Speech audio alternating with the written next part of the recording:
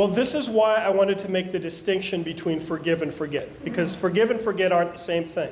So if the victims forgave the murderers, that doesn't mean we stop teaching it in history. That doesn't mean we forget that it ever happened and we pretend that it didn't happen.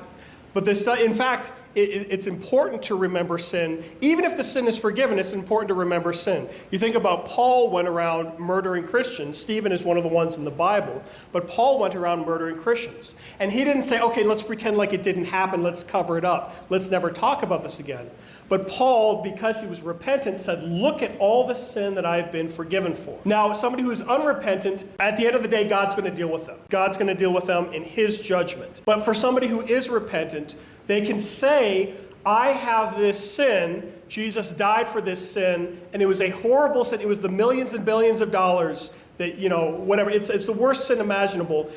Paul calls himself the foremost of sinners. He calls himself the chief of sinners. He doesn't downplay his sin. He doesn't say, let's forget about the sin. There is no forgive and forget in the Bible. He says, forgive and remember, I think is a better way to approach this. Forgive and remember.